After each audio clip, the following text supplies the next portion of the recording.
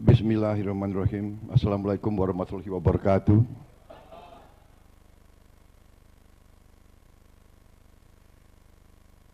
Sebagai insan yang bertakwa, marilah kita tidak henti-hentinya memanjatkan puji syukur kehadirat Allah SWT.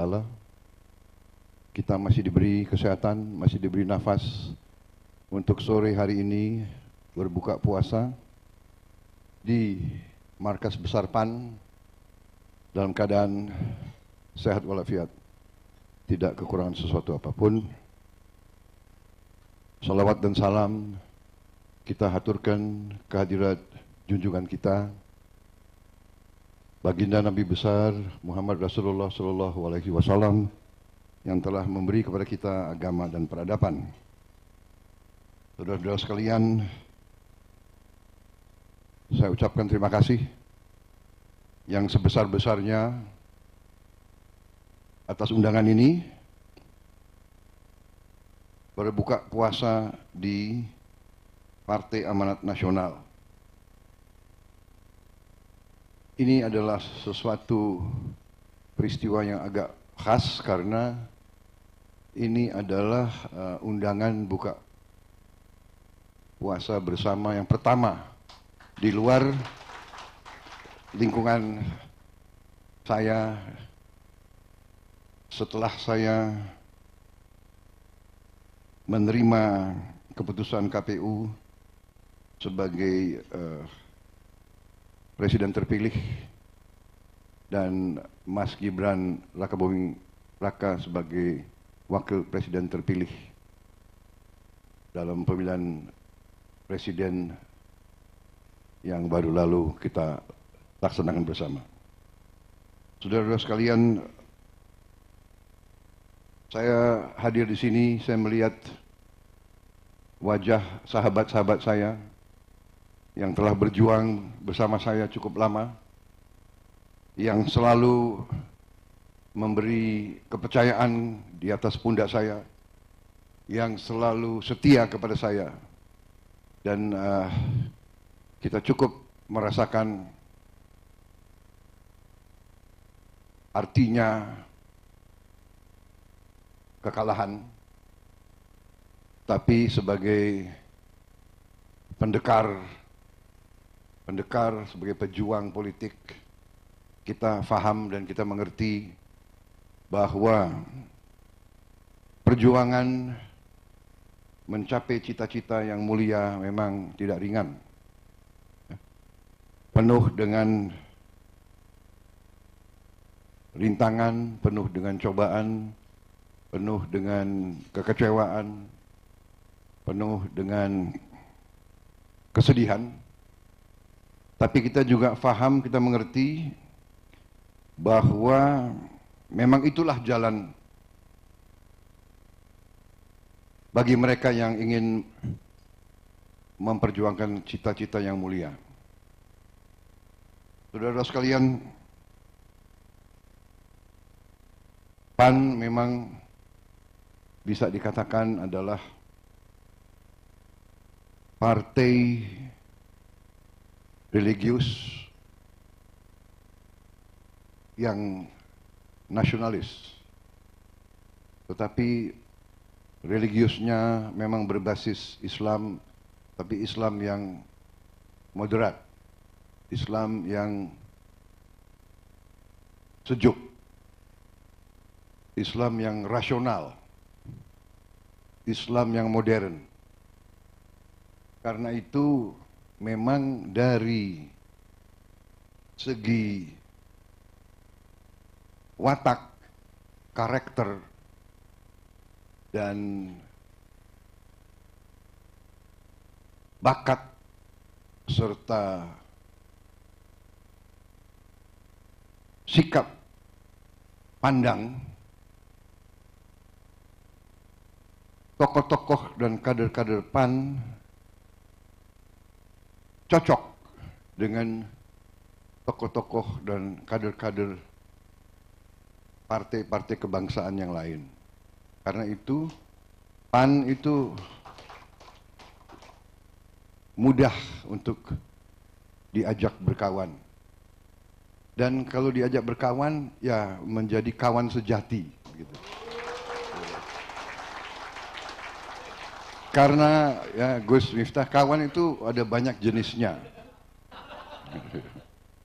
Ya, sampai dalam bahasa Inggris itu ada dikatakan a friend in need is a friend indeed. Kawan sejati adalah kawan di saat susah. Kalau di saat baik, di saat senang, kawan banyak sekali. Yang nggak pernah nongol sekian tahun, nongol semua sekarang. Yang repot nongol, bawa daftar titipan lagi. Ya, jadi, ya saya dikatakan, Pak Jokowi mengatakan, ya Mas Bowo, ya itulah nanti, Mas Bowo siap-siap aja. Apalagi masa pengalihan ini kan cukup lama, 7 bulan. Tiap hari ada yang minta ketemu, ujungnya juga apa. Tapi begini, saudara-saudara sekalian, ya. Apa yang mendorong kita? Jadi saya, maaf ini saya kok kurang sistematis ya. Aduh, grogi saya soalnya begitu banyak apa orang-orang alim di sini. Iya kan? Soalnya ini saya latar belakangnya agak abangan sebetulnya. Gak apa-apa ya, saya agak apa tuh? Agak rewind sedikit boleh. Yang saya hormati Bapak Zulkifli Hasan, Ketua Umum Partai Amanat Nasional. Kawan saya, wakil saya dahulu kala, Pak Atta Rajasa, Ketua Majelis Penasihat Partai, Ketua Dewan Pakar Bapak Derajat Wibowo, para Wakil Ketua Umum Bapak Asman Abdur, Bapak Yandri Susanto, Bapak Viva Yoga Muladi, Bendahara Umum Bapak Totok Daryanto, Sekjen PAN yang nggak pernah diganti-ganti, Pak Edi Suparno,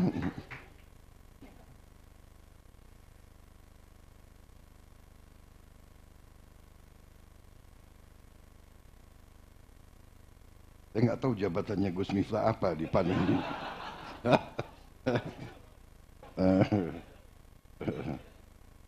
Guru spiritual Pak Gus Miftah Maulana Habibur Rahman. Para pengurus Partai Amanat Nasional, perempuan-perempuan PAN dan seluruh kader yang saya hormati dan yang saya banggakan. Tadi kita bicara dengan kawan-kawan ya, jadi saya merasa benar-benar selalu nyaman di kalangan PAN ini di mana-mana. Dan PAN saya lihat di daerah-daerah juga selalu hadir, selalu setia. Dan karena itulah sekarang saudara-saudara mungkin akan melihat bahwa Prabowo Subianto tidak akan pernah melupakan mereka-mereka yang berjuang sama. Jadi nanti Pak Zulkifli Hasan dan Pak Hatta akan mungkin kaget, ya kan, dalam menyusun atau mengajukan mungkin yang diminta X, mungkin yang dikasih bisa lebih dari X.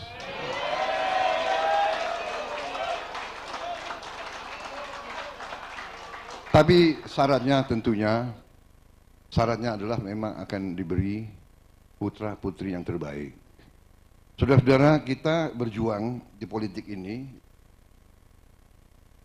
dan kita berjuang karena tentunya kita ingin memberi suatu pengabdian kepada rakyat kita. Kita ingin memberi perbaikan kepada rakyat kita. Saya kira itu yang mendorong perjuangan suatu partai politik. Kalau tujuan kita hanya untuk kita berkuasa, ini menurut saya ujungnya mungkin tidak bagus. Tidak bagus bagi bangsa kita dan rakyat kita. Kalau semua partai politik dipimpin oleh elit partai yang tujuannya adalah ingin mencari kekuasaan untuk kekuasaan. Power for the sake of power. Ingin mencari kekuasaan hanya untuk kekuasaan, lebih-lebih mencari kekuasaan untuk memperkaya diri, memperkaya keluarga, dan memperkaya kelompok.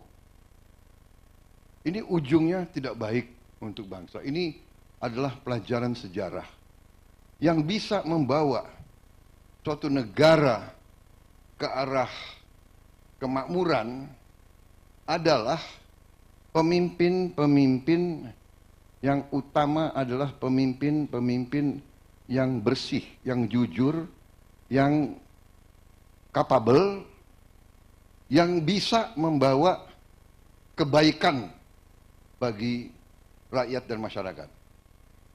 Itu adalah pelajaran sejarah peradaban manusia. Kuncinya adalah di pemimpin. Kalau pemimpin-pemimpinnya bersih, capable, suatu bangsa bisa sangat bisa berhasil. Masalahnya adalah letaknya di situ. Karena itu partai-partai politik harus menjadi atau merupakan wadah, wahana untuk mencari pemimpin-pemimpin yang seperti tadi itu. Bersih, capable, cinta tanah air, ingin berbuat untuk rakyat. Itu adalah nanti partai politik yang menjalankan fungsi yang benar bagi suatu negara. Dan pemimpin yang muncul itu adalah pemimpin-pemimpin yang benar-benar bisa membawa transformasi, kemajuan, dan perbaikan hidup. Ini pelajaran sejarah.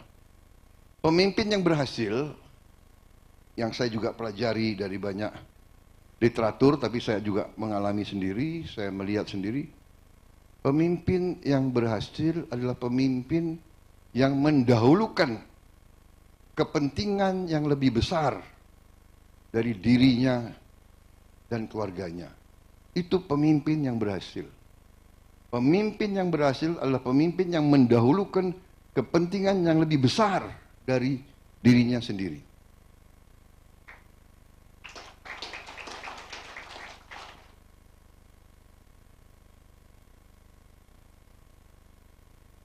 Kenapa saudara-saudara berhimpun? Saudara-saudara, bapak-bapak, ibu-ibu berhimpun dalam suatu wadah ini, pasti saudara-saudara terdorong oleh suatu cita-cita, suatu idealisme, ingin melihat perbaikan dan peningkatan hidup bangsa kita.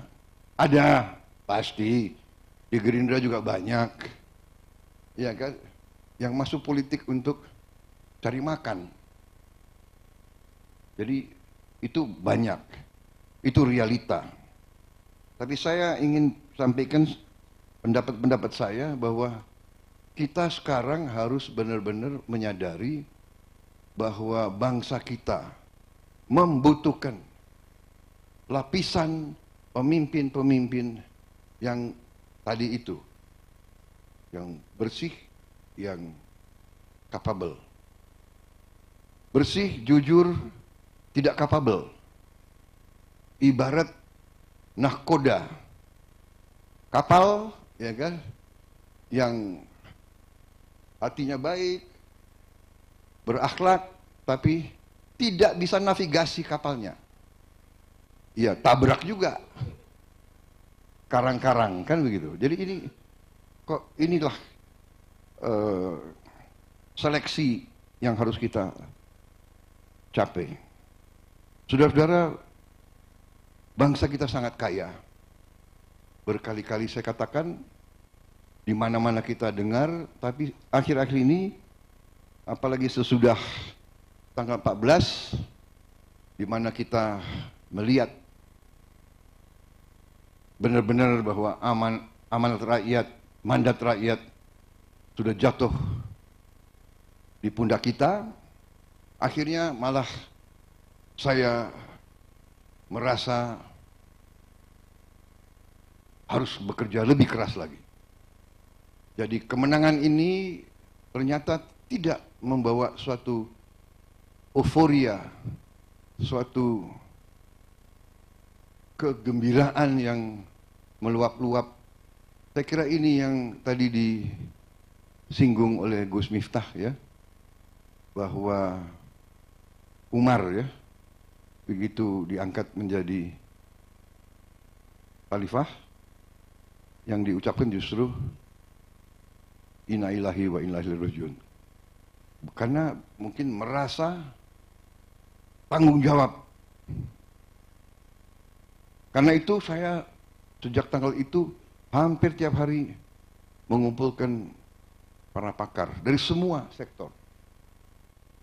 Dan semakin saya pelajari, semakin saya melihat betapa kaya bangsa Indonesia, betapa potensi bangsa ini luar biasa,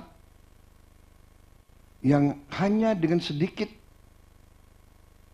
perbaikan manajemen bisa memberi hasil yang sangat banyak. Tapi juga bahwa kita harus mengakui, kita harus introspeksi diri, mawas diri, kita sebagai elit, kita harus elit politik, elit kemasyarakatan, kita harus sekarang melihat kelemahan-kelemahan sistem kita. Dan kita tidak boleh, menurut saya, ya, menganggap bahwa semua itu sudah baik. Jadi tidak hanya orang-orang tertentu yang bicara negara kita sedang tidak baik-baik saja, ya kan? Kita juga merasakan. Karena itu kita ingin memperbaiki. Saya ambil contoh saja yang sangat sederhana. Bahwa kita, bangsa Indonesia ini diberi karunia luar biasa oleh Yang Maha Kuasa. Di mana para pakar energi luar negeri, internasional sudah mengatakan Indonesia nanti dalam waktu tidak lama bisa menjadi 100% swasembada energi, swasembada BBM, dan BBM-nya itu hijau. BBM itu dari tanaman. BBM itu ramah lingkungan. BBM kita nanti tidak akan merusak, tidak akan memberi polusi. Kita yang bisa 100%, solar kita 100% bisa dari kelapa sawit. Kemudian bensin kita, petroleum kita bisa 100% dari etanol. Etanol itu bisa dari tebu, bisa dari singkong, bisa dari aren. Dan teknologinya ada di depan mata kita. Sehingga mungkin saudara pernah dengar pidato saya waktu Eropa ngancem-ngancem mau boikot kelapa sawit kita. Saya jawab, terima kasih. Alhamdulillah. Iya kan? Karena dengan demikian kita bisa gunakan kelapa sawit itu untuk menjadi solar untuk rakyat kita. Saudara-saudara, saya hitung tiap tahun solar yang kita beli dari luar negeri itu nilainya sekitar 20 miliar dolar. 20 miliar dolar tiap tahun. Kalau kita sudah bisa swasembada solar saja, berarti kita tidak akan mengirim 20 miliar dolar itu ke luar negeri. 20 miliar dolar itu akan beredar di negara kita, di dalam negeri. Dan 20 miliar dolar itu kalau beredar di dalam negeri, berarti 20 miliar itu adalah 300 triliun ya. Kalau 300 triliun itu beredar di dalam negeri, para ekonom di sini kan pasti lebih pintar dari saya mengerti bahwa kalau $1, Rp1 beredar di sebuah ekonomi, itu terjadi apa yang disebut velocity of money, yang menimbulkan multiplier effect yang bisa menambah nilai dolar itu atau rupiah itu 2 kali, 3 kali, bahkan bisa 4 kali. Katakanlah hanya bisa 2 kali saja. Berarti kalau 300 triliun beredar, itu nanti dampaknya bisa menimbulkan nilai 600 triliun. Katakanlah 300 triliun saja. Kalau kita hitung, ya, itu saja sudah bisa menambah pertumbuhan GDP kita 2%. Nah, ini sesuatu yang sudah di depan mata kita. Produksi kelapa sawit kita sekarang 48 juta ton. Dan mungkin sebentar lagi bisa naik ya. 60 juta kalau tidak salah. Luar biasa kita. Kita sekarang produsen kelapa sawit terbesar di dunia. Ini satu saja, saya katakan, hanya satu. Yang kedua, hanya dengan manajemen yang lebih baik. Penerimaan pajak kita sekarang itu hanya 11% dari GDP kita. 11% dari GDP kita. Di Orde Baru pernah 14%. Sekarang Thailand kalau tidak salah sudah 16%. Kalau tidak salah ya, Malaysia sekitar itu 16%. Kamboja mungkin lebih. Nah, kenapa kok kita hanya 10%? Bedanya apa orang Thailand, orang Malaysia, orang Kamboja sama kita? Bedanya apa? Kulit sama, warna rambut sama. Jadi ada apa? Apakah kita lebih bodoh dari orang Malaysia? Apa kita lebih bodoh dari orang Thailand? Apa kita lebih bodoh atau kita lebih malas? Atau kita lebih apa? We must find an answer. Kita harus tanya. Itu yang harus kita tanya kepada ahli-ahli perpajakan kita. Ya kan? Kita 10%. Di zaman Orde Baru pernah 14%. Kenapa sekarang turun? Ya. Katanya Orde Baru jelek. Ya. Hal-hal semacam ini. Kalau kita bisa sama dengan Thailand saja atau sama dengan Malaysia, berarti kan kita sampai ke 16%. Kok tidak salah? Thailand sudah 18%. Katakanlah 16%. Kalau kita naik dari sekarang 10,8, 11%, kita naik ke 16%, berarti kan naiknya 5%. 5% dari GDP kita, ya, itu 75 miliar dolar. Hanya dengan perbaikan manajemen. Pasti para pakar nanti bisa menemukan. Ya. Mungkin dengan tambah komputerisasi, pakai digitalisasi, pakai banyak yang bisa di. Tapi itu jadi naiknya itu bisa langsung 75 miliar dolar. Apalagi kalau bisa sama dengan Vietnam. Mungkin kita naiknya bisa 90 miliar dolar.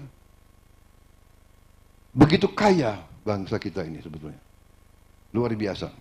Jadi saya sudah lihat angka-angkanya, ya. GDP kita naik, Berapa tahun yang lalu hanya 1.300, 1.400. Tahun 25 diproyeksikan, kalau nggak salah sekarang sudah 1.500. Sudah 1.500 ya. Bagi contoh, dalam undang-undang kita sekarang diwajibkan mengalokasi 20% APBN untuk pendidikan. 20% 2 tahun yang lalu atau 20% tahun yang lalu itu adalah 20% dari 1.400 triliun. Sekarang ini 20% dari 1.500 triliun. Artinya naik. Jadi kita punya uang yang bisa dipakai untuk macam-macam. Itu kira-kira yang ingin saya sampaikan, saudara-saudara. Tadi disinggung masalah salah satu program strategis yang saya bersama Koalisi Indonesia Maju mengusung, antara lain makan bergizi untuk anak-anak Indonesia. Ini sangat strategis karena anak-anak Indonesia adalah masa depan Indonesia. Kalau tidak kita berani sekarang memberi gizi kepada anak Indonesia, 18 tahun lagi Indonesia akan mengalami sesuatu warga negara, suatu bangsa yang lemah. Lemah fisik, lemah otak. Kalau kurang protein di saat masih anak-anak, sel otak tidak berkembang, sel tulang tidak berkembang, sel otot tidak berkembang.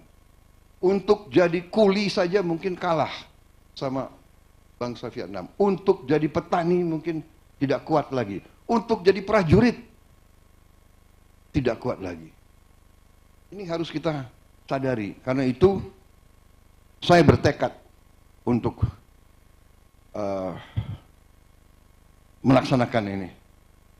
Dan saya terima kasih saya dapat pencerahan ya, dan bahwa dalam Islam memberi makan kepada mereka yang membutuhkan itu memang sangat diwajibkan. Berarti walaupun saya sering diejek dan sering dihina, nggak ada urusan saya.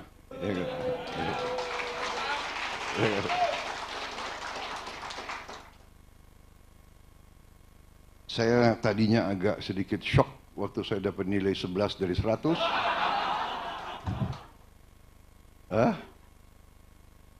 Tetapi sekarang saya terima kasih sebetulnya sama, saya terima kasih dengan apa?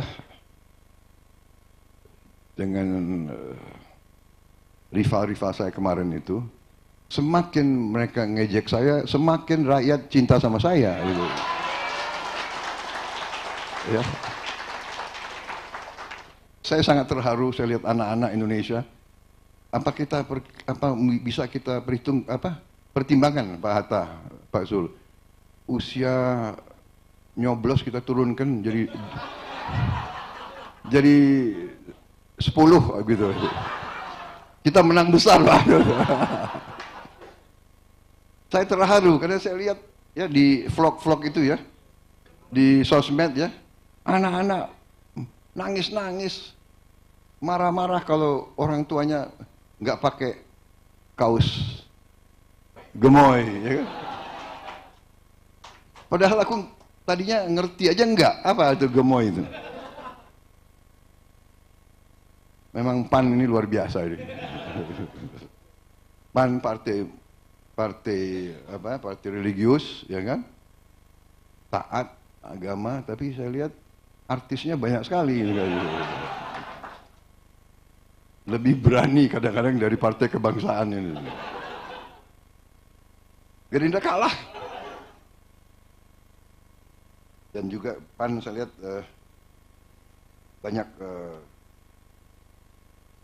banyak kader-kader yang semangat, yang selalu gembira, senyum. Jadi inilah saya kira watak bangsa Indonesia, keinginan rakyat kita ingin pemimpin-pemimpin selalu gembira, selalu senyum, selalu rukun. Itu yang kita rasakan, ya kan? Mereka yang mau pakai pola politik yang selalu antagonistis, selalu marah-marah, selalu caci maki, saya kira iya nggak mengikuti zaman, tidak merasakan apa yang diinginkan oleh rakyat. Rakyat kita tidak suka, rakyat kita suka pemimpin yang rukun. Ini juga membutuhkan waktu lama bagi saya untuk belajar. Jadi saudara-saudara, saya mau minta maaf kepada PAN ya, seolah bahwa saya mungkin kurang menghormati pengorbanan PAN, tetapi alhamdulillah sekarang kita diberi kesempatan ya. Kesempatan ini harus kita manfaatkan dengan sebaik-baiknya. Harus kita buktikan kepada rakyat Indonesia bahwa di tangan yang benar, di tangan yang ikhlas, kumpulan suatu tim, suatu lapisan orang-orang yang niatnya baik, yang hatinya bersih, kita bisa berbuat banyak. Kita bisa benar-benar tadi kekayaan yang begitu berlimpah-limpah kita kelola dengan sebaik-baiknya.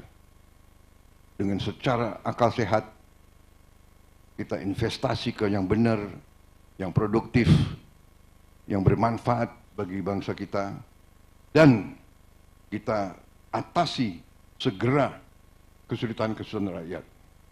Kita harus swasembada pangan. Tidak ada alternatif. Tidak ada alternatif. Saya bicara sudah puluhan tahun. Swasembada pangan, swasembada pangan, swasembada pangan. Puluhan tahun. Dan saya diejek, dan sempat ada elit tokoh-tokoh Indonesia yang mengatakan tidak perlu, cukup import dari bangsa lain. Luar biasa itu. Heran saya ada pemimpin Indonesia yang menganjurkan lebih baik import daripada swasembada.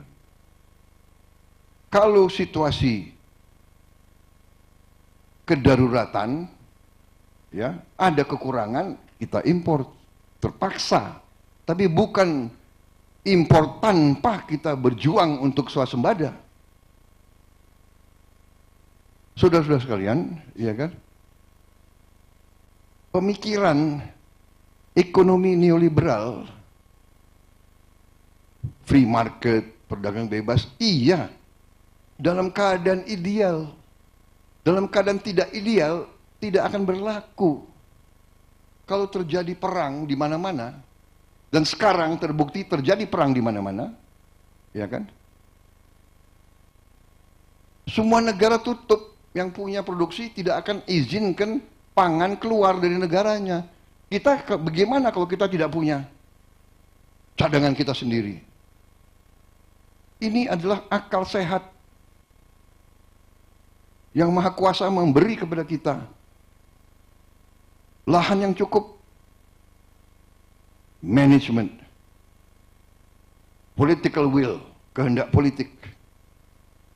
Jadi saya yakin bersama PAN, bersama teman-teman dari Koalisi Indonesia Maju, kita akan wujudkan apa yang dituntut, apa yang diperlukan oleh bangsa kita. Untuk merdeka, untuk mandiri, kita pertama harus mandiri pangan. Lucu, negara mengatakan dirinya merdeka, tapi tidak bisa memberi makan kepada rakyatnya sendiri. Lucu, harus import. Ini harus kita perbaiki. Dan saudara-saudara, ternyata saya sudah bicara dengan beberapa pakar, ya. Saya bicara, diberi penerangan kepada dari Menteri Pertanian yang sekarang, yang saya anggap sangat kuasai masalah pertanian. Dalam 3 tahun, insya Allah kita akan kembali swasembada. Dan setelah itu, dalam 4 tahun, 5 tahun, kita akan menjadi lumbung padi dunia. Di banyak bidang, jadi saya kira saya tidak terlalu lama lagi, ya. Ini hanya karena saya ingin menyampaikan kepada teman-teman PAN, terima kasih atas dukunganmu, terima kasih atas kesetiaanmu, terima kasih atas kepercayaanmu kepada saya, terima kasih atas kepercayaan Anda semua kepada diri saya. Merasa benar-benar terhormat, saya merasa benar-benar terharu. Karunia yang diberikan Yang Maha Kuasa luar biasa pada bangsa kita. Luar biasa. Rumput laut bisa jadi plastik. Rumput laut bisa jadi bahan petuah-petuah nenek moyang kita. Ingat, ilmu padi semakin berisi, ingat, ilmu padi semakin berisi, semakin menunduk. Semakin diberi kepercayaan, semakin waspada, semakin bertekad untuk menjaga, jangan sampai mengecewakan kepercayaan itu.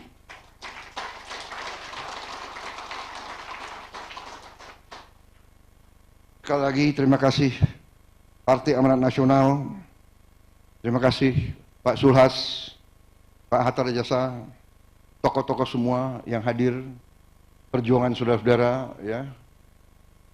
Mari kita berbuat yang terbaik untuk bangsa kita. Dan saudara akan lihat Prabowo Subianto tidak akan melupakan mereka-mereka yang berkorban dan berjuang bersama. Saya kira itu, ya. Karena tidak dikasih kopi di sini, saya akhiri. Dan nanti ada yang mau tarawih dan sebagainya. Wassalamualaikum warahmatullahi wabarakatuh.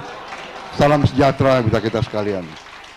Ya, semoga Allah SWT selalu melindungi keluarga besar Partai Amanat Nasional, selalu diberi kebaikan, selalu diberi jalan yang terbaik. Terima kasih. Selamat berjuang. Mari kita berjuang bersama untuk bangsa dan rakyat Indonesia yang kita cintai. Terima kasih. Terima kasih banyak. Saya Niluh Puspa. Saksikan program-program Kompas TV melalui siaran digital, pay TV, dan media streaming lainnya. Kompas TV, independen, terpercaya.